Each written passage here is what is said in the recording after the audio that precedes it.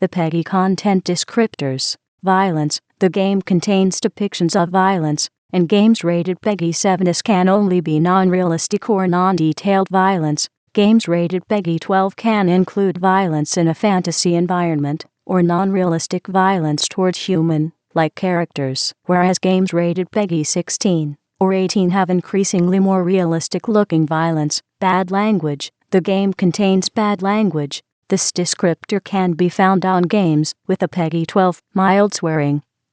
PEGI 16, e.g. sexual expletives or blasphemy, or PEGI 18 rating, e.g. sexual expletives or blasphemy, fear/horror. This descriptor may appear as fear on games with a PEGI 7 if it contains pictures or sounds that may be frightening or scary to young children, or as horror on higher-rated games that contain moderate PEGI 12 or intense and sustained PEGI 16 horror sequences or disturbing images, not necessarily including violent content. Gambling. The game contains elements that encourage or teach gambling. These simulations of gambling refer to games of chance that are normally carried out in casinos or gambling halls. Some older titles can be found with PEGI 12 or PEGI 16, but PEGI changed the criteria for this classification in 2020, which made that new games with this sort of content are always PEGI 18.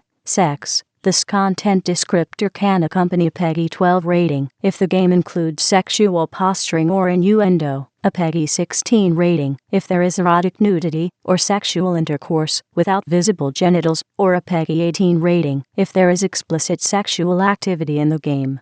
Depictions of nudity in a non-sexual context do not require a specific age rating, and this descriptor would not be necessary. Drugs. The game refers to or depicts the use of illegal drugs, alcohol, or tobacco. Games with this content descriptor are always PEGI 16 or PEGI 18. Discrimination. The game contains depictions of ethnic, religious, nationalistic, or other stereotypes likely to encourage hatred. This content is always restricted to a PEGI 18 rating and likely to infringe national criminal laws. In-game purchases. The game offers players the option to purchase digital goods or services with real-world currency. Such purchases include additional content, bonus levels, outfits, surprise items, music, but also upgrades, e.g., to disable ads, subscriptions to updates, virtual coins, and other forms of in-game currency. Paid random items. This content descriptor is sometimes accompanied by an additional notice if the in-game purchases include random items like loot boxes or card packs.